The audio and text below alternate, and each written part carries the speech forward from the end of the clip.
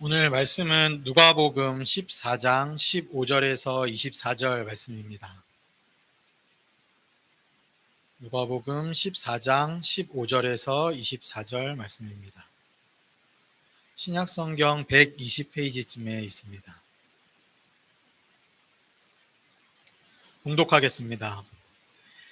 함께 먹는 사람 중에 하나가 이 말을 듣고 이르되 무릇 하나님의 나라에서 떡을 먹는 자는 복되도다 하니 이르시되 어떤 사람이 큰 잔치를 베풀고 많은 사람을 청하였더니 잔치할 시각에 그 청하였던 자들에게 종을 보내어 이르되 오소서 모든 것이 준비되었나이다 하매 다 일치하게 사양하여 한 사람은 이르되 나는 밭을 샀음에 아무래도 나가 보아야 하겠으니 청컨대 나를 양해하도록 하라 하고 또 한 사람은 이르되 나는 소 5겨리를 샀음에 시험하러 가니 청컨대 나를 양해하도록 하라 하고 또 한 사람은 이르되 나는 장가 들었으니 그러므로 가지 못하겠노라 하는지라.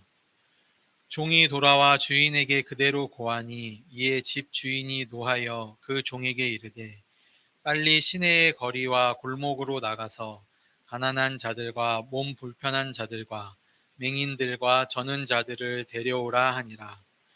종이 이르되 주인이여 명하신 대로 하였으되 아직도 자리가 있나이다.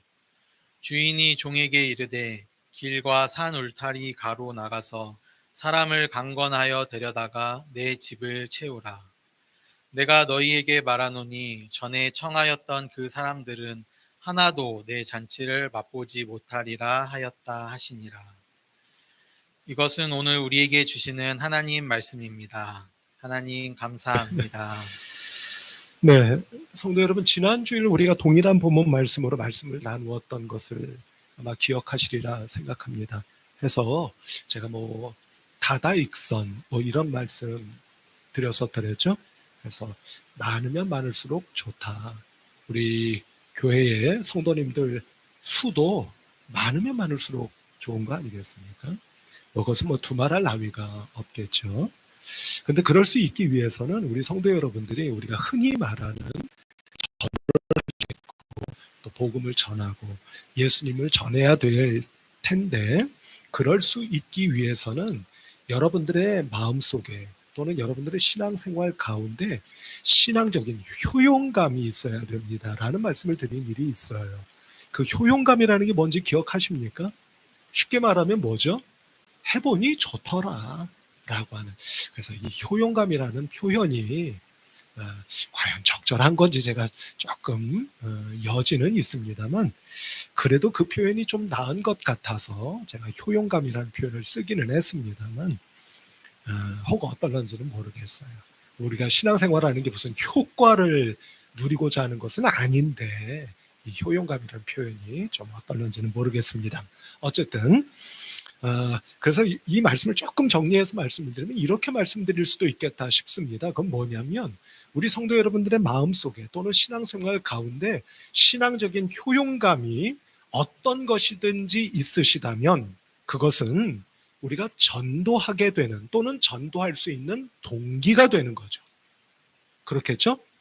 그것이 나에게 있기 때문에 그래서 내가 누군가에게 당신도 또는 너도 한번 믿어보거라, 믿어보십시오 라고 권할 수 있는 동기, 그러니까 전도의 동기가 될 수 있겠다, 이렇게 말씀드릴 수가 있겠어요. 우리 성도 여러분, 오늘 같은 본문 말씀으로 말씀을 함께 상고하면서 오늘 제가 여러분들과 함께 생각해 보고자 하는 것은 뭐냐면, 그거는 바로 전도의 동기에 대해서 말씀을 드렸기 때문에 이번에는 말씀에 근거하여 전도의 방법에 대해서 함께 말씀을 나누며 은혜 받으려고 합니다 하는 거예요. 여러분, 뭘 하든지 간에 방법이 있어야겠죠? 방법을 알아야 일이 되는 거예요.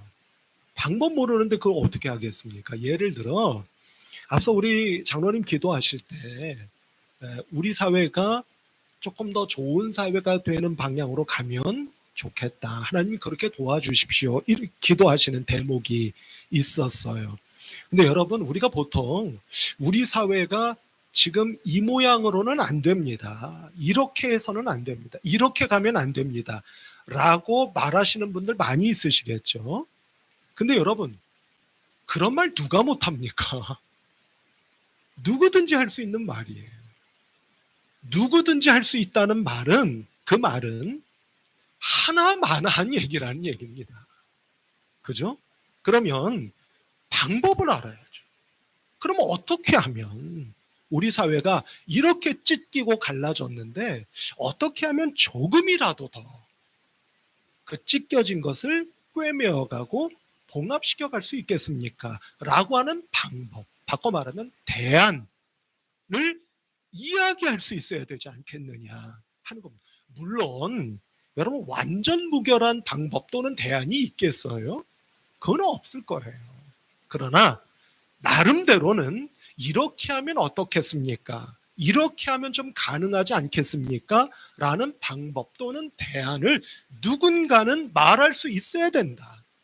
그게 바로 바꿔 말하면 그 사람의 실력이기도 하다. 이렇게 말씀드릴 수 있지 않을까 싶어요. 그럼 성도 여러분, 전도도 마찬가지 아니겠습니까? 교회에서 전도하자, 전도해야 합니다 라는 말을 종종 하잖아요. 근데 그 또한 마찬가지죠. 누구는 그런 말 못하겠습니까? 다죠. 전도해야 된다는 거 누가 몰라요. 전도하자고 누가 말하지 않겠습니까? 다 말하지. 그러면 방법. 그러면 어떻게 하면 전도할 수 있을까?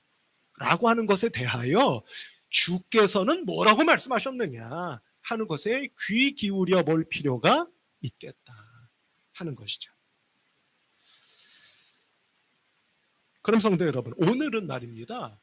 전도의 방법에 대해서 이제 말씀을 함께 나누며 은혜 받자 이렇게 말씀을 드리고 있는데 그 가운데서도 특별히 어디에 주목을 하고자 하는 것이냐면요. 이런 거예요.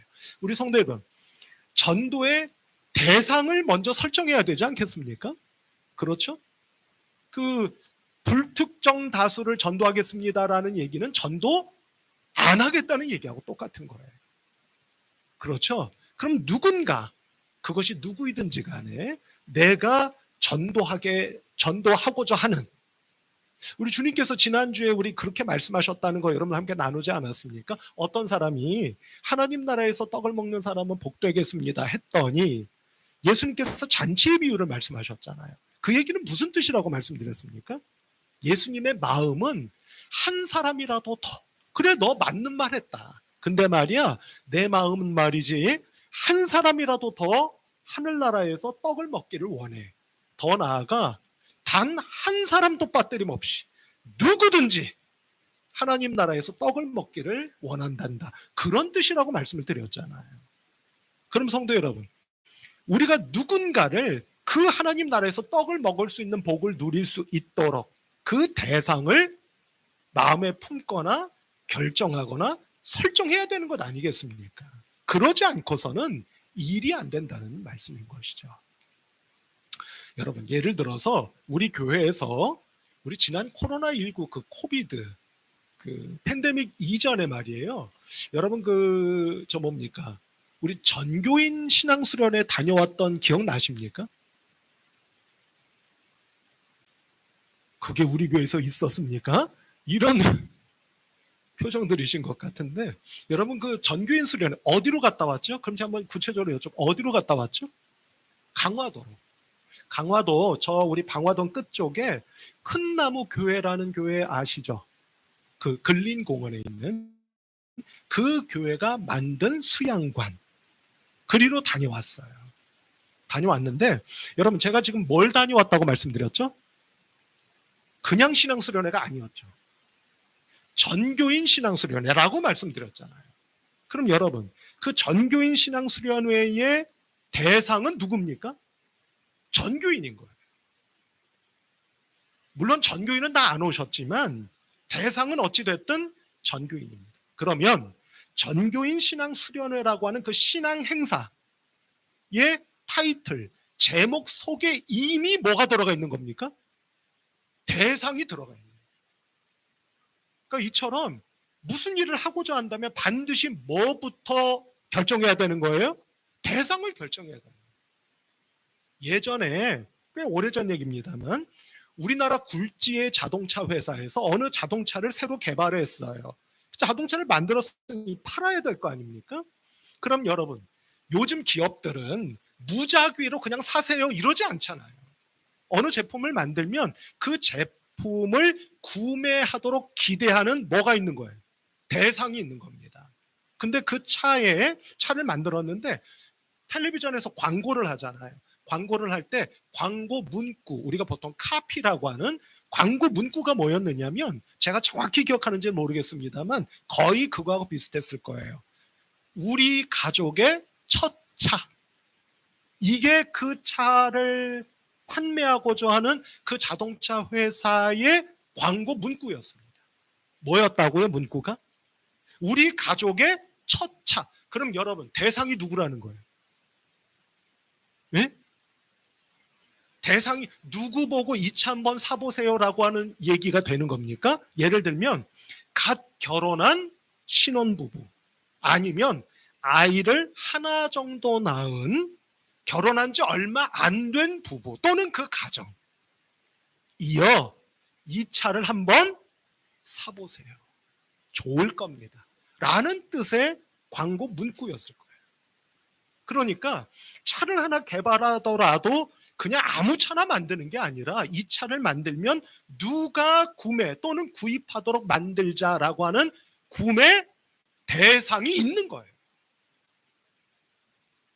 대상이 먼저 누구인지를 분명히 해야 제품도 팔 수 있는 것이고 어떤 일도 진행해 갈 수가 있게 되는 것이다. 이렇게 말씀드릴 수가 있겠다는 겁니다. 자, 그럼 성도 여러분, 이 눈으로 오늘 본문 말씀을 보면 여러분, 예수님께서 잔치가 열렸다고 하셨잖아요. 그 잔치의 대상이 있었어요, 없었어요? 대상이 있었잖아요. 오늘 본문 말씀 쭉 읽어갈 때에도 지난주일에도 읽었습니다만 불은 그 잔치에 오세요라고 초청한 대상들이 있었죠. 근데 안타깝게도 그 대상들이 기대에 부응했습니까? 부응하지 못했습니까? 부응하지를 못했어요. 오지 않았습니다. 유대인들은 어떤 행사를 하면 초대장을 몇 번 보낸다고 했어요. 혹시 기억나십니까? 2번 보냅니다. 처음에 보내고 행사가, 잔치가 임박해 오면 다시 한번 보내요. 근데 그것을 거절한 겁니다. 물론 이유가 있죠. 그러나 그 이유를 가만히 보면 사실 그것은 합당한 이유라기보다는 뭐에 가깝다고 볼 수 있습니까? 핑계에 가깝다고 볼 수밖에 없을 것 같아요. 어쨌든 성도 여러분, 여기서 우리가 먼저 딱 캐치할 수 있는 것은 뭐냐면 이것을 전도의 눈으로 보면 여러분, 전도가 쉬워요, 어려워요? 어려워요. 결코 쉬운 게 아닙니다.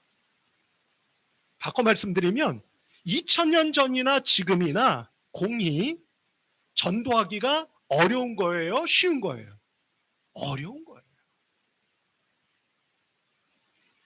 물론 우리나라의 특별한 그 교회 성장 역사를 보면 60년대, 70년대 또는 80년대 중반 정도까지는 그래도 상대적으로 전도하기가 좀 수월했던 시대가 있었긴 했죠.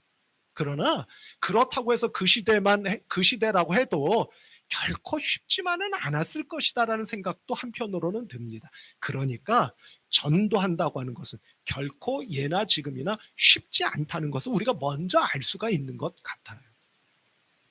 그래서 이 잔치의 비유의 말씀을 보면 잔치의 주인이 뭐라고 종에게 이야기를 하는지 한번 볼까요? 오늘 본문 말씀 가운데 21절 말씀입니다.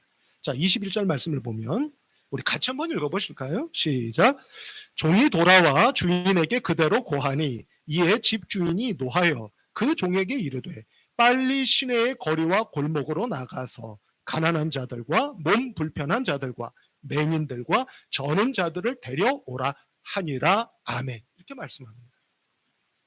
자, 성도 여러분, 진즉에 초대했던 3명의 사람들이 초대에 부응하지 않으니까 주인이 좀 화가 났다고 하죠. 화가 나서 어떻게 했다고 해요?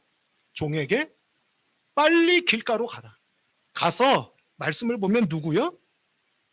가난한 사람, 몸 불편한 사람, 맹인, 저는 자. 그럼 여러분, 이건 뭘 의미하는 겁니까? 그 사람들만 데려오라는 뜻은 아니겠죠. 그럼 어떤 뜻이 되는 거예요? 가서 누구든지 사람을 찾아서 데리고 와라 라는 뜻으로 읽어야 될 거예요. 그러니까 누구든지, 그 사람이 누구든지 간에 누가 눈에 띄거들랑 그 사람을 데리고 얼른 오거라, 잔치 자리를 채워라, 이 뜻이 될 것이다 하는 거예요. 그럼 성도 여러분, 이 말씀의 뜻을 조금 제가 바꿔 해석하면 어떤 뜻이 될 수 있을 것 같은가, 그것을 오늘 여러분들께 말씀드리려고 하는 겁니다. 그것은 뭐냐면 이런 뜻이 아니겠어요? 가서 말이야, 샅샅이 뒤져. 그죠? 샅샅이 뒤져. 샅샅이 살펴봐. 그러면 잔치 자리에 데려올 사람이 있을 거야, 없을 거야? 어느 쪽일까요? 있을 거야. 그 사람을 데리고 오거라 라는 뜻으로 읽는 것이 맞지 않겠습니까? 그러니까 그 명을 내린 주인의 마음은 가서 말이야, 저 아무나 걸린 사람 다 데리고 와 라는 뜻일 수도 있지만, 그것을 바꿔 말하면 가서 말이야, 샅샅이 뒤져서 누구든지 한 사람도 빠뜨리지 말고 네 눈에 띄는 사람을 데리고 오거라 라는 뜻으로 읽는 것이 맞겠다 라는 뜻이 됩니다. 물론 성경 배경으로 놓고 보자면 헐벗고 굶주리고 가난하고 힘없는 약한 사람들을 데리고 오라라는 뜻이지만, 오늘 제가 여러분께 말씀드리고자 하는 뜻은 바로 그런 뜻이다 라고 하는 거예요. 제가 여러분 샅샅이라는 말씀을 드렸잖아요. 제가 여기에 생각이 딱 미치자 떠오르는 성경 말씀이 있었습니다. 그 말씀이 어떤 말씀이냐면, 여러분 사도행전 9장 말씀을 보면 사도 바울이, 거기에서는 사울로 되어 있습니다. 사울이 예수님을 만나잖아요. 예수님을 만나고 그야말로 은혜가 충만하고 성령이 충만해졌어요. 그래서 그 끝에 바울이 어디를 찾아가느냐면 예루살렘을 찾아갑니다. 예루살렘 누구 만나러 갔을까요? 궁금하시죠? 예루살렘을 간 이유는 예수님을 직접 모셨던 제자들이 예루살렘에 있거든요. 그들을 만나고자 예루살렘을 찾아갑니다. 근데 여러분, 바울이 온다는 소식을 들은 이 예수님의 제자들이 기껍게 바울을 맞이했을까요? 아니면 만나기를 좀 꺼려했을까요? 어땠을 것 같으세요? 꺼려했습니다. 왜 그랬을까요? 이미 소식을 들었거든요. 어떤 소식? 사울이라는 자가 찾아온다는데 그 자는 어떤 자예요? 우리가 알기로는 뭐 좀 속된 말씀으로 말씀을 드리면 악명 높은 사람이었잖아요. 뭘 하기로 악명 높은 사람이었습니까? 예수 믿는 자들을 잡아 족치고 감옥에 집어넣고 핍박하고 박해하는 걸로 악명 높았던 사람인 것을 알고 있거든요. 근데 아무리 그 사람이 변화됐다 하지만 그 사람을 만나기가 부담스러운 겁니다. 불편해요. 그러던 차에 사람들이 이 사울을 잡아 죽이려고까지 했습니다. 그러자 바울이 상처를 받은 거예요. 내가 변했는데, 내가 달라졌는데 아무도 나를 알아주지를 않네. 여러분 그러겠습니까? 안 그러겠습니까? 자, 대답 좀 해주실까요? 그러겠습니까? 안 그러겠습니까? 그럴 거 아닙니까? 그래서 마음의 상처를 안고 고향 다소로 떠나가 버렸어요. 집거를 한 겁니다. 다소라고 하는 곳은 오늘날 여러분 지도로 보면 터키 지역의 맨 남쪽, 동남쪽 끝이에요. 그러니까 이스라엘 땅덩어리하고 아주 멀지 않은, 뭐 멀기는 하지만 뭐 도무지 갈 수 없는 그런 거리가 아니라 여러분 그 터키의 동남쪽 끝입니다. 그곳으로 갔어요. 은둔 생활에 들어간 거죠. 근데 여러분 2장만 지나서 사도행전 11장으로 가면 어떤 장면이 나오느냐면, 여러분 터키 지역에 안디옥이라고 하는 곳이 있어요. 그곳에 바나바 아시죠? 바나바가 파송받아서 안디옥 교회로 보내집니다. 그러니까 안디옥 교회로 왔어요. 근데 이 바나바가 누구를 떠올리느냐면, 누구를 기억하느냐면 바울을 기억하는 거예요. 상처받고 고향으로 호련히 떠나버린 그 바울을 잊지 않고, 그러니까 바나바가 참 좋은 분인 거예요. 그래서 우리 교회에서 새 가족이 오시면 그분을 잘 섬기는 사역을, 예전에 그런 프로그램이 있었죠. 무슨 사역? 바나바 사역이라고 하잖아요. 그러니까 상처받고 힘들어하고 이런 분들을 잘 섬기는 사역. 어쨌든 이 바나바가 바울이 떠오른 겁니다. 그래서 다소를 찾아가서 바울을 만나고 그를 데리고 안디옥 교회로 돌아옵니다. 같이 오는 거예요. 여러분, 오늘날 우리가 알고 있는 바울은 만일 바나바가 없었더라면 그 바울이 있었겠습니까? 없었겠습니까? 없었을 거라고 말해도 뭐 또 여러분들 혹간에 하나님이 다 하시는데 뭘 그러세요? 또 그러시면야 제가 뭐 할 말은 없지만 어쨌든 바울이 있기가 어려웠을 것이다 라고 말씀드릴 수 있을 거예요. 자, 그런데 말입니다. 자, 좀 전에 제가 바나바가 바울을 떠올리고 바울을 찾으러 다소로 갔다는 말씀을 드렸죠. 그 장면을 성경에 어떻게 기록하고 있는지 한번 보실게요. 여러분, 사도행전 11장 25절 26절입니다.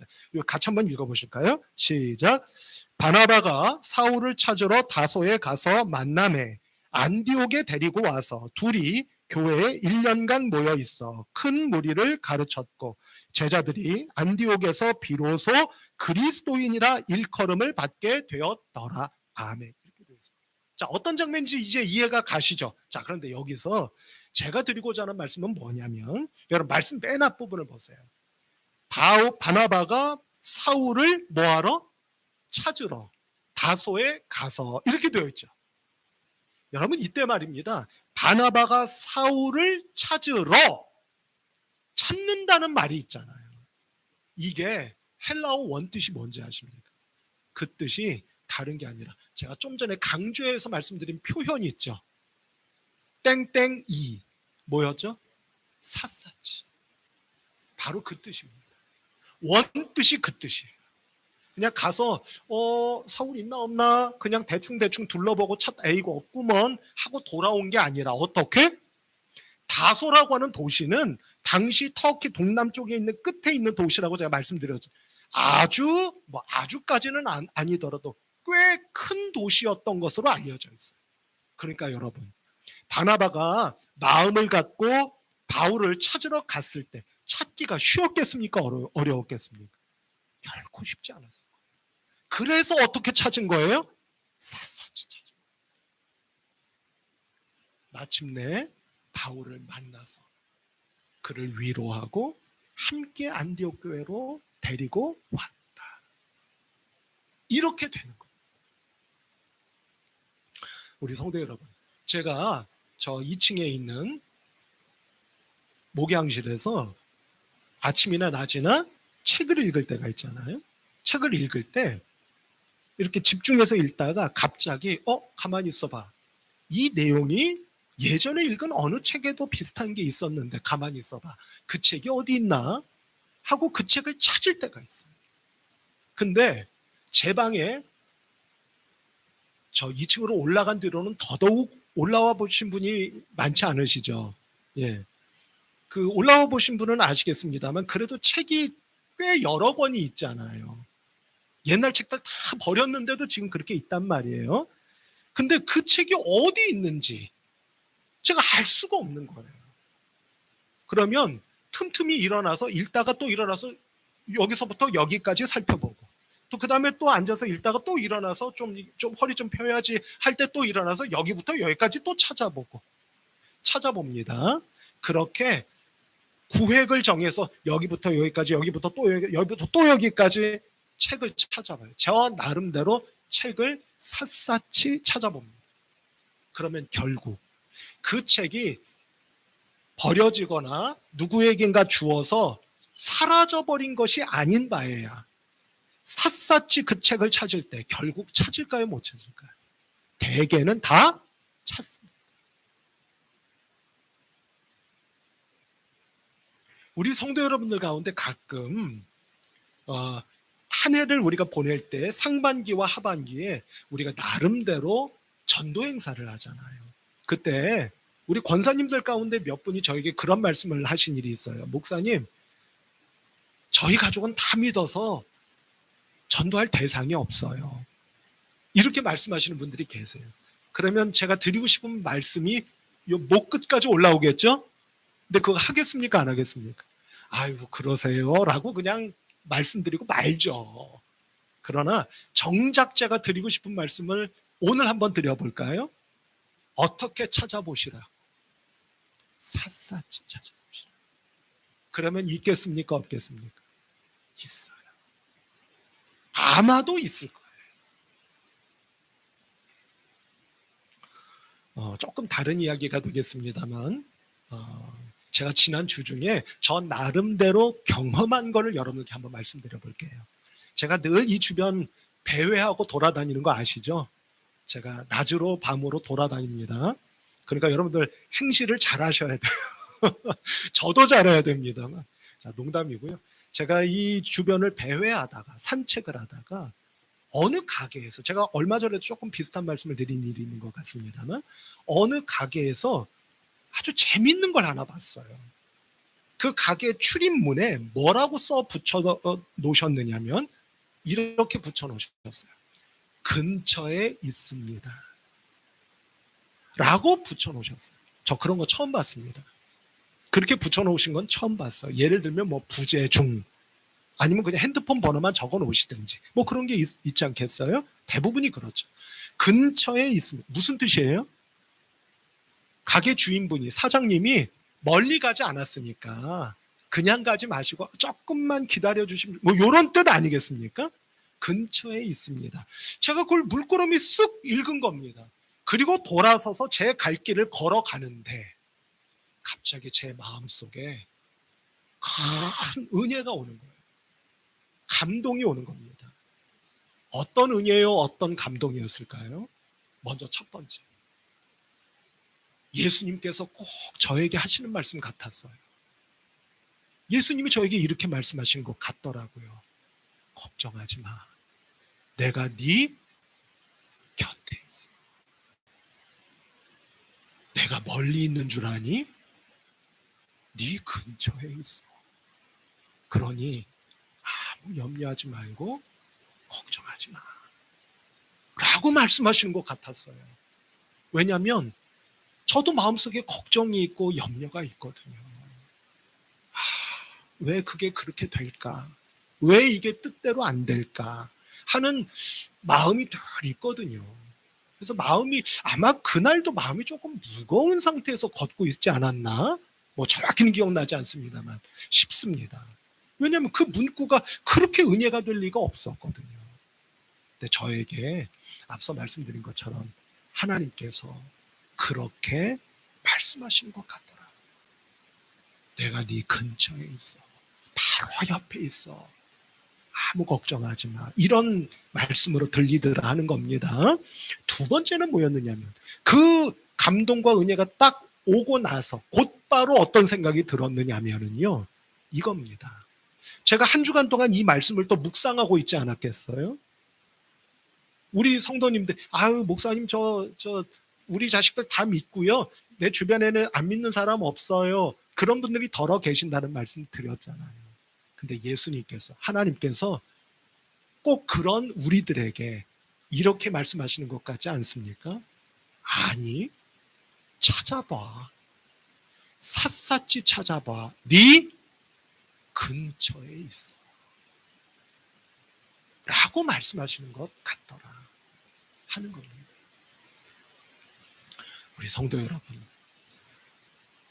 오늘 이 시간 이 자리를 통해서 부디 주님의 이름으로 부탁드리며 권면하며 축복하기는, 여러분들의 마음속에 하나님, 제가 한번 샅샅이 뒤져볼게요. 찾아볼게요. 마치 숨은 그림 찾듯 찾아보겠습니다.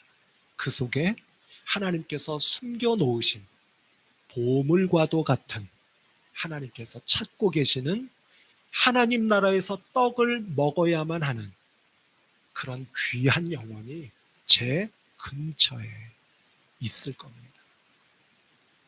그리고 그 사람을 찾거들랑 제 마음속에 품게 하셔서 그분을 위해 기도를 시작할 수 있는 제가 될 수 있도록 도와주세요. 그것이 하나님께서 그토록 원하시는 당신의 집을 채워가는 첫 발걸음, 시발점이 될 수 있을 것을 제가 믿습니다. 하는 마음의 결단과 그 은혜가 부디 여러분들이 오늘 우리가 함께 나누는 이 말씀을 전도합시다. 우리 힘내서 전도 한번 해보십시다. 라는 것으로만 새기지 마시고 하나님께서 나에게 원하시는 바 나는 그것에 어떻게 응답하며 순종할까 하는 것에 대한 말씀으로 받으셔서 여러분들의 믿음과 신앙생활을 한 번쯤 돌아보고 점검해 보시면서 새로운 은혜의 세계를 열어 젖혀가는 복된 이 시간 이 자리가 꼭 되실 수 있기를 주님의 이름으로 축원합니다. 기도하십시다. 하나님 아버지 은혜와 사랑을 감사합니다. 무슨 일을 하든지 먼저 대상이 있어야 하고 그 대상을 결정해야 되는 거구나 깨달았습니다. 그러하오니 하나님 우리 근처에 있는 그 어떤 한 사람의 영혼 샅샅이 찾아봄으로 발견하게 하셔서 그 사람이에요. 그 사람입니다. 하나님께서 이 사람을 원하시는군요. 제 마음에 제가 한번 품어보겠습니다. 결단하고 다짐해보는 우리 성도님들 모두가 되게 하여 주셔서 하나님 나라 확장의 놀라운 역사가 바로 그 시간, 그 자리, 그 성도님으로부터 시작되는 은혜가 있게 하여 주시옵소서. 예수님의 이름으로 간절히 기도하옵나이다. 아멘.